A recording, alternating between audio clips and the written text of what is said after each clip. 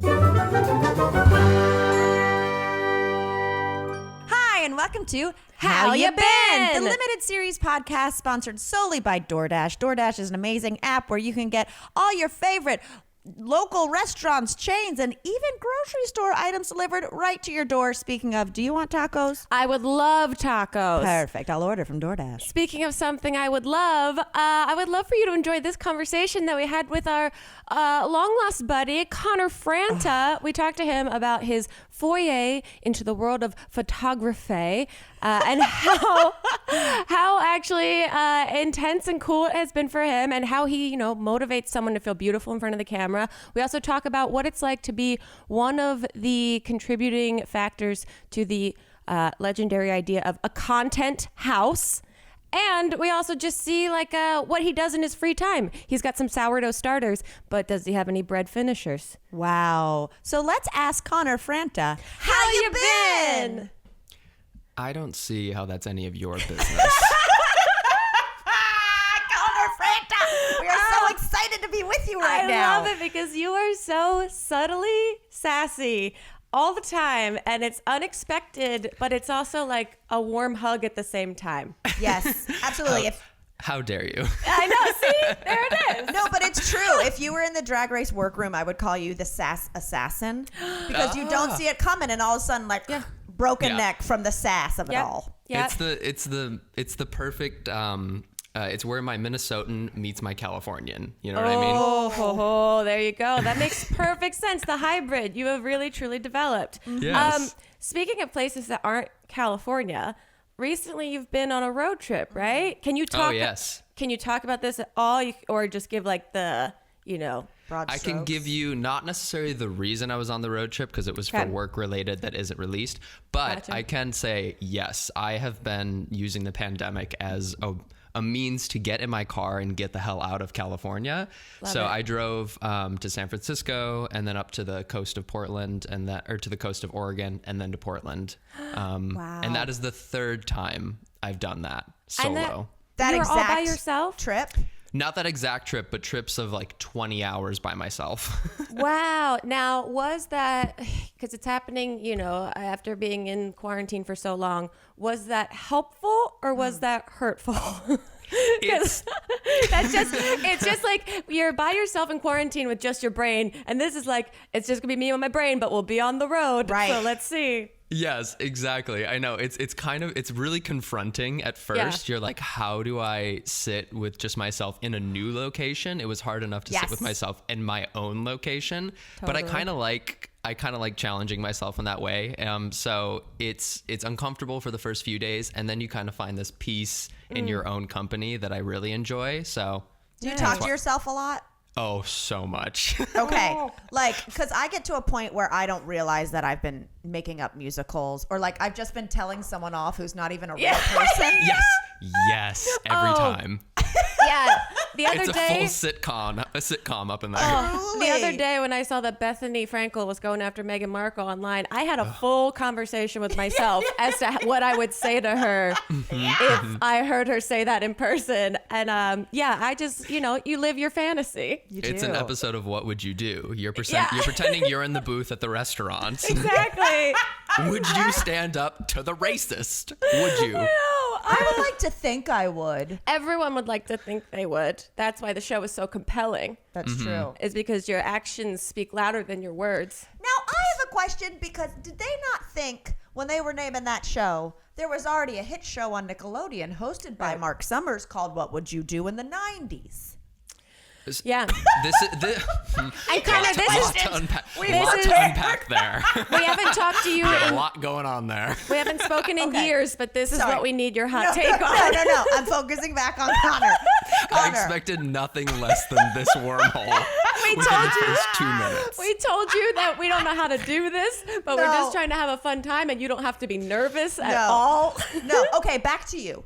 Road trip. Please, back to the important thing. Right? Jesus. Well, no, I know you're super into music and all that, but are you an Audible person? Are you music? Are you podcast? What on those long stretches? how do you keep it going besides, fake conversations of telling people off? Yeah, well, I mean, I get my first book free when I use audible.com/Connor, so obviously Audible. Kidding, Fantastic. They dropped me. I don't have a code anymore, so I will be using it. I don't know if I have one as of this year either, so fuck you. It's. I hate that I'm still a customer. I know. No, I'm a podcast guy. I always tweet out ahead of time, like, what's the new podcast? What's everyone listening to?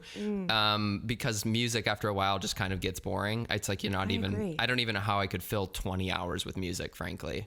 No, yeah, I know I've been listening to music too long when I'm like, am I listening to fucking classical? Like, yes. Just because I don't want to have to hear lyrics anymore. Yeah. I just want to not think about how much my ass hurts. Like, true. I think, and then I get in the car. You beat me to the punchline. And that's on a Tuesday, right? Mile 4. Mamrie impression. Well, okay. In speaking of like, one of the things I'm most curious about you that I don't think we've ever gotten to talk about like one-on-one is you diving into photography. Yes. Which must be, one, incredibly interesting and fulfilling creatively, but two, in a pandemic, I'm sure that's the one thing you can't really maintain anymore. I found a way. a way. Tell us, because I've seen all those magazine covers where it's like, Drew Barrymore shot this herself over Zoom, and I'm like, we can tell. Yeah. We can fucking tell. Right. And I'm like, I don't know if we're problem solving like in a pandemic or if we're just being asked as an audience to take down our taste levels and go, well, that is artistic, I guess. Yeah. It has met the point where you're like, oh, we could have done it this low quality the whole time and it would have been fine. Whole time. Yeah. No, heads. Yeah, I've really gotten into photography over the years, and naturally during the pandemic, I was like, great, that dream's crushed. But I started pitching to magazines. I'm like, well, a safe way to do it would be just one-on-one outside. Obviously more than 6 feet away, you can't really take a photo that close anyways. So I was. Is your lens like? Paparazzi lens. Like a private eye. A nature photographer. The celebrity doesn't even know I'm photographing them. That's a great concept. You're like, just put on hair and makake and take a walk. I would watch that hidden camera show. Totally. So I'm like, I'll be there on a Tuesday, but you won't know when. Always be ready. You won't know where.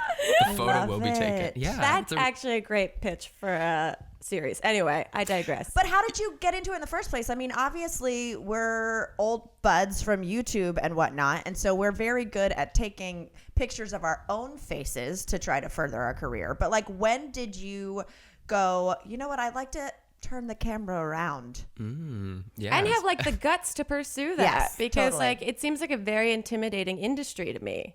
It is. It's not dissimilar from like the fashion industry where people are kind of ruthless in it in a way. So I did feel naked for the longest time of like, I don't even know the terminology. I know how to take a photo, but sometimes someone will ask me a question and I'll be like, the ISO, like it's just something strange that I'm like, it's a little bit over my, it's a little over my head.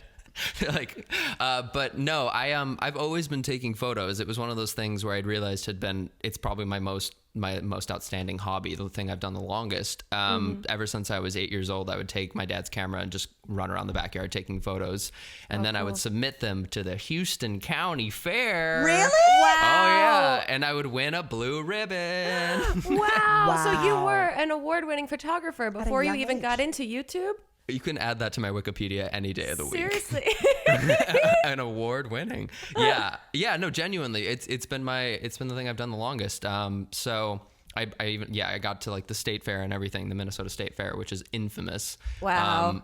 But yeah, I had always done it, and it was one of those things where I'm like, why am I not making this a part of my career? Why have I?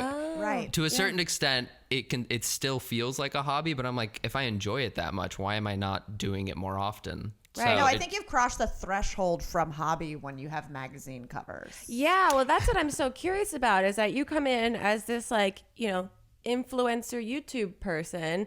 Did you feel any intimidation of people like not taking you seriously in that world?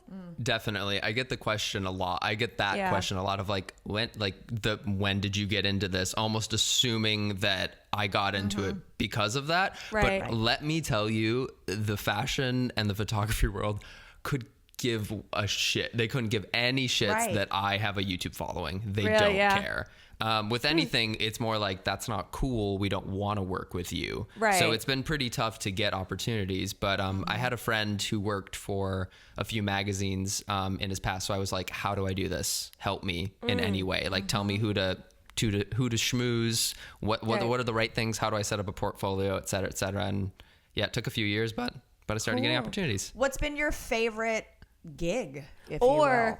most awkward gig that you can remember? Because I feel like the whole kit and caboodle of like fashion photography, especially, like you really have to buy into this fantasy, and I have too much sarcasm sometimes to let myself like really go in that world. So I can only imagine, I guess I'm projecting, I can only imagine how awkward I would be in that setting. Yeah, that's about you can see it though. It's a really intimate process of looking at someone through a camera lens, because you really do see all of their insecurities in a very vulnerable way. Like, even like you just said, some people like really ham it up, and I'm like, oh, it's because they don't know how to act serious necessarily in front of the camera. So usually before the shoot, I ask what persona they're trying to show to the world, or like what's the message they want to give off. Do they like nice. It's totally fine to give off a comedic vibe, but do you want to look serious? Do you want to look sexy? Do you want to look confident? Like what do you want out of this shoot? And then I try to get them there. I think that's really nice, fantastic, because I've definitely gone into a shoot before and been like, I kind of want some of these me to actually look attractive. Yeah. But being like, they want my eyes crossed. Right. I was listening to an Amy Poehler podcast the other day, and she said the same thing. She's like, just because I'm a comedian doesn't mean I don't want to look gorgeous. Stop putting pudding on my face. That's exactly correct. Yeah. That pudding portfolio. You got to get your shots. Now, in all that seriousness, do you do the thing where you say things behind the camera of like, you got this, you're looking good, that's perfect, gorgeous. Yes. It's such a weird thing, because it does come across like, I never want to come across like like I'm just saying it because I'm saying it, or that it's almost embarrassing to say it. But yeah, sometimes they'll do just like the exact right thing, and I'm like, fuck, you're pretty. Like, I'm just like I just need that on a keychain where you press the button just to like psych myself. Wow. Fuck, like you get mad. No, like genuinely, I'm like, oh my God, you just got it. Like that, it was right there. Mm-hmm. Wow. I love that so much. That's so, and honestly, that kind of like, feedback I think would be helpful for me. Like a very confusing and surprised reaction. A guttural reaction to what I'm doing. I had a shoot the other day where I was genuinely, there were some shots that just like, when you finally catch your rhythm, like you do anything creatively, all of a sudden I was just like, oh my God, these are great. Like, these are great. I can't wait to edit these. I'm so excited. Like, it's going to be beautiful. I feel like you probably bring the best vibes to a set. Yeah. That's awesome. Yeah. I hope so. Your whole thing is good vibes. Mm-hmm. I always wonder, first of all, how do you describe your aesthetic? Ooh. Oh, that's tough. I feel like over the years I've been dubbed as some sort of thought leader in the aesthetic world. Like, I feel like I always get that I have a good aesthetic, but I don't know what to describe it. I just know what looks good and what I like, and I just do it. I never am going for a certain emotion or visual style. It just kind of happens. It's always very peaceful. Yeah, and there's something very calming about it. Yeah, but there's also effortless is what I go for in a way. Even though there's a lot of effort. Really? Yeah. You're the duck gliding on the water, and the legs underneath are going fucking ape shit. I am genuinely I woke up like this, but I'm wearing a ball gown. Yeah. Totally. No, because I feel like your aesthetic, and I mean this as a compliment, is basic in a good way. Bitch. Not what? Not basic, bitch. I guess I mean like classic. We're going to have to find a synonym for you. I'm saying you're in front of like a white house with a gorgeous like rust sweater and a house plant, and me and Grace are in front of the gay Eye of Sauron, and I'm wearing bananas and she's wearing an alien. Yeah. You know, like there's something that's a little like, we could be considered overworked in our aesthetic sometimes. Right. And yours, like you said, is very effortless, but thoughtful at the same time. Yeah. Ours looks like we panicked last minute. Well, ours looks like we are in a Drag Race 30-second grab something out of the dumpster challenge. There you go. Versus I'm like Naomi Smalls, and I just Yes, have like, I just have a tube top on. Yeah, a little but piece it's of fashion. tinfoil. But make it But it fashion. looks great. Yeah, no, I appreciate color and symmetry, so I'm always going for like a really small pop of color, but everything to be super symmetrical and even and perfect. So there's always like the perfect amount of space around me, but there's always like, someone told me the other day, they're like, you always have one leaf that's perfectly there in every shot. And I'm like, oh, I see. I know. I know that leaf You're is not there. telling me anything surprising. Yeah, here. honey. It's She was paid. She was paid simplicity. her day rate. That leaf was paid a day rate. Right, totally. Okay, so we know the photography, but also you've written 2 books. And then, Grace, you mentioned him saying somewhere the road trip he was doing some writing. Am I making this up? But we might not be able to say that. We might not Well, want I to could give just that say away. I was writing, but who knows Yeah. what for, when, Okay. or anything. Okay, Okay. so you're not going to disclose things you're working on. I'm which not I in liberty understand. to discuss this. at Love the it. moment. Love it. Okay. Wow. Even his plead the fifth was Is- like dramatic and Yeah. engaging. It's like venomous and covered in honey at the same time. You'll be talking to my agent after this call. Truly, this whole Shirley, I'll do it. I need someone to talk to. Okay.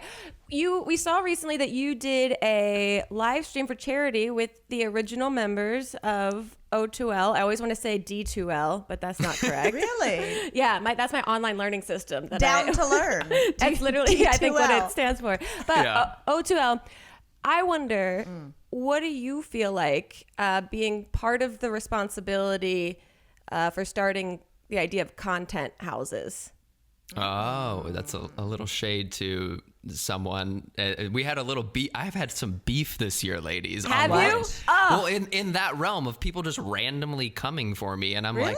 like, I'm minding my own goddamn business. Leave me Yeah, alone. I'm grown up. I am peaceful here. Don't you dare step into my home. What were I, they upset about? Well, that was one of them. Is like people randomly claiming property over content houses, and we're like, excuse Who gives a me. shit? Yeah. Well, I know. That's why I was like, what? And then like getting in fights about it. Either way, Yeah. it doesn't actually Sounds bother like me. a very It's- content house kind of reaction. oh yes. You know, like who cares? No, the live stream was amazing. We finally, that was the first time we had all gotten together, and like essentially since we had broken up, because I like a lot of. I mean, I like a lot of things. Once you break it's like a relationship. When you break up from it, you need some distance to see it clearly. course. So the longer I was away from it, the more clearly I saw that experience, especially considering I was like coming out at the time and coming into myself in a way that it was just so hard to go back to that mentality by being Yeah. around all of them. Yeah. So we finally were just like, this would be a great way to lift people up during a really difficult year, because we had so many of our fans that just were having a rough time. We're like, oh, this is the perfect time. This would be a great surprise. It'd be a fun event. We could raise some money. It'd be really exceptional. So we put it together. JC Kalen and I were kind of like the thought leaders behind it all. And Nice. JC's a Twitch god, so he set up all of our systems for us, and Wow. we raised $35,000 in 3 hours. Holy shit! Fucking awesome. So It was cool. so cool. Yeah. That and what was it like? I mean, I fully respect and understand like the idea of a very complex and layered time in your life of like, I need some space to appreciate this again, because I have to walk through a lot of the layers that I didn't realize were happening at this same time. Yeah. So it must have felt nice to see everyone again. Yeah, I mean, we've behind the scenes and everything. We text all the time and we see each other one-on-one, but we'd never done any sort of public reunion. So it was nice to finally be able to revisit that and think of it as nothing but good times. That's And to great. feel, yeah, it was so. I mean, and now like it's like I'm walking down memory lane every day in a weird Right. way, where you're really like soaking in that nostalgia. So it's great. I miss that mental space in a weird way. Totally. Yeah, yeah. no, people don't think you hang out unless they see it on camera. Yes. I People are know. constantly just like, what happened to you guys? will- And you're like, we had dinner last night. I We're know. good. It's impossible for people to believe that anything that happens online, there's more things that happen to the I person. know. Totally. But that's okay. That's my That's other a great question segue. for you. That's a great segue. One, have I always respected your aesthetic completely? And two, I've always respected that you have been completely authentic and transparent online while still maintaining an obvious private life, like an obvious life that exists offline. Is that a conscious choice for you to create those kind of boundaries of what you put online versus what you keep for yourself? Yeah, I don't know at what point I made that decision, but it was a clear path that I walked down. At some point, I just realized I needed to kind of separate myself from it to have myself and understand myself and appreciate myself. And I'm so glad I did, because I can see how you can get so lost in it all, and to the point where I think that's when people kind of crash and burn, and they're like, I've been doing this for so many years and I don't even know who I am anymore. Totally. So yeah, a lot of thought goes into it, and I think I finally have a really good balance of both at the moment. Did you forget that one thing at the store? Now you can get snacks, drinks, and household essentials in 30 minutes with DoorDash. DoorDash connects you with restaurants you love right now and right to your door. And now you can get the grocery essentials you need with DoorDash too. Get drinks, get snacks, and other household items delivered in under an hour. I sound like I could use some sort of throat coat. Perhaps I should consult my DoorDash. Ordering is easy. You open the DoorDash app, you choose what you want from where you want, and your items will be left safely outside your door with the contactless delivery drop-off setting. With over 300,000 partners in the US, Puerto Rico, Canada, and Australia, you can support your neighborhood go-tos or choose some of your favorite national restaurants like Popeyes, Chipotle, and Cheesecake Factory. You wouldn't believe, but about 12 hours ago, I actually used DoorDash to order Cheesecake Factory. Hence, maybe why I sound like this morning. And for a limited time, you guys can get 25% off and 0 delivery fees on your first order of $15 or more when you download the DoorDash app and enter the code HHYB. That's 25% off up to $10 in value and 0 delivery fees on your first order when you download the DoorDash app in the App Store and enter code HHYB. Don't forget code HHYB for 25% off your first order with DoorDash. Subject to change. Terms apply. Okay, but however, you've kind of been able to hold that line even when you were doing O2L and you were pretty young, which Grace and I were laughing before we got on here because I was we were definitely friends with Connor when he was a teenager and we were too old to be. Yeah. And I But you're an old soul. I remember going to the O2L house to do Grace's went. Faces episode with, I think, Kian and Ricky, and taking a tour of your house. I remember that. Yeah, and being like, Connor is different than the rest of these boys based on just how you keep your space, it's you learn so much from people on how they keep their space. And then Grace came home and told me about it, and I was like, I need to sit those boys down and tell them to save their money. Yeah. This house is too big. This house is too big. No, we were in Encino, so we were saving money, but we also... But no, I've had those conversations with them too. I've always been the dad of the group. I've always been the dad of all my friend groups, and I'm like, are you investing? Are you? Yes. Have you paid your taxes? Exactly. Well, so getting back to that, keeping the line of privacy, was that ever a conversation you had to have with your parents? Like the idea of putting yourself up there and your parents being like, we support you, and now you're living in a house with all these kids, and you know what I mean? Like people still. Some in high school. Yeah. Where was there a deal made with your folks? Did they know? I don't embarrass myself. Yeah. Did they have any idea? My parents have always been really, they're the most supportive people in the world. They're one of those that they don't, I'm so thankful that my siblings, my parents, none of them have any sort of, they've never wanted any online fame. They've never asked any intrusive questions. They've always just been there to support me. So they've never really cared necessarily what I'm putting out, as long as it seems like I'm keeping some integrity. Yeah. Just a little bit. There have been a few videos that have been out there. Yeah, just a shred. Maybe when I was shoveling food down my face for views or putting cinnamon in my mouth, then that was a little bit much. But yeah, been there. But no, yeah, they've been great about it. They've always understood that. So I don't know. I really do think it has something to do with nurture versus nature. It's something that's always been taught to me, whether I knew it or not, and I just always wanted to be modest and keep some of my life to myself. Oh That's man, I wish I had some of that. That's I mean, Give me some of that. that's a course that you should teach to wannabe Right. content creators before they get too, overboard on everything. Totally. We've seen that you're into bread. I was just gonna ask. Okay. I got my sourdough starter in the back. Over Okay, there. let's talk about Let's talk. Sorry, we saved the most personal questions for close to the end. I love The real question. Yeah. because I saw your sourdough, and then Grace said you just made bagels. Just made which bagels, I piqued saw, my or like a interest. month ago or something. Yep, sourdough bagels. We're making sourdough pizza crusts, everything. And this is a pandemic project, right? Were you doing bread before we had to stay inside? Yes. No, it was right in the very beginning. I feel like I was right in the beginning of that let's bake everything trend. And then all of a sudden it was like everyone was baking. And then I Yes. felt less special and Yeah. it was a little bit sad. But I got good at it. I was really shocked that I was able to, because the way that the bread is actually good is the crumb, the crust of it, as well as the air bubbles within it. So when you cut down the bread and you see lots of like bubbles, that's how you've had a really active starter and the bread has been activated and you've properly let the bread rise to the right amount. So like there's this whole science behind it that I'm not doing justice to. But when you cut open that final loaf after like waiting 24 hours of letting it rest and folding it and baking it, you can see if you did a good job. See, but that's what makes me nervous is because I'm super into cooking. I'm not into baking, but I love Yes. cooking. And I had several people offer me their sourdough starter. And the way it sounds, it felt like a Tamagotchi. Like I was like, I have to take care of this. And I know it's not a lot of work, but like I don't need to kill another thing. Yeah. Yes. No, and I thought the pressure. same. I thought the same exact thing because all these YouTube tutorials were like, you need to feed it every 24 hours or it will die. terrifying.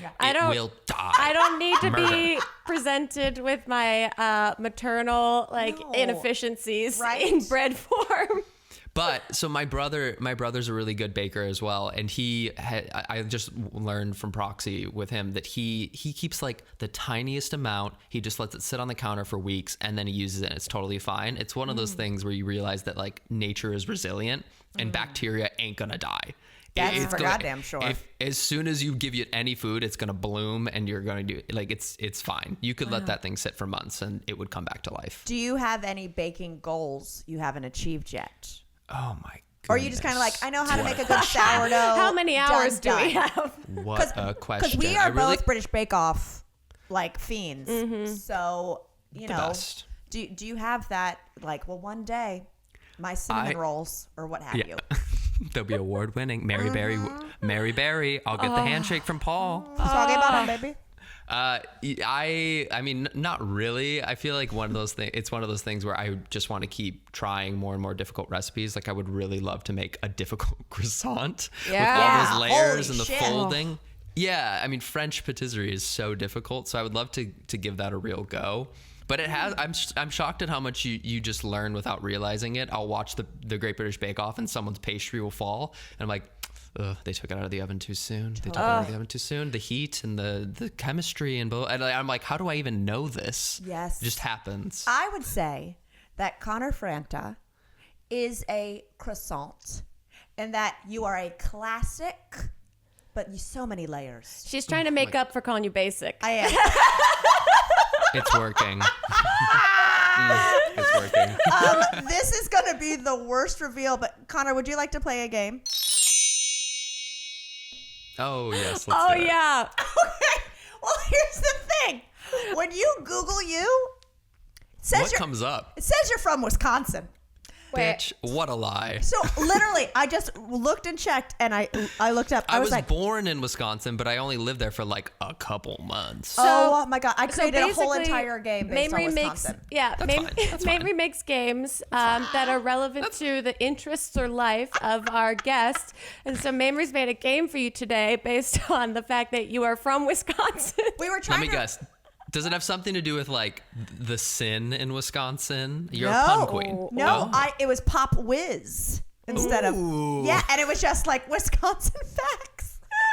Which I think will be equally fun to play. You know, Cheese. It's Cows. We'll all learn. Yeah, you're from Minnesota, which God is, damn it. a neighbor of Wisconsin. Do you have any hard and fast feelings about the state before we begin? Well, Minnesota is superior in every way. Damn. But I lived on the border. I lived like right next to the Mississippi River. So I was equally in Wisconsin and Minnesota. Okay, we like could you drive. with Philly. What's that? Like you with Philly. Yes. Yep. Yeah. Mhm. Like you could work So- in the next state. But I always felt better in Minnesota. I mean, trust me. On the sly, I tried to Google like soda slogans, like to try to change the game. And then I was like, besides obey your thirst, I don't know. The fun fact is we call it pop. Pop. Pop. How Okay, sweet. there How we go. sweet.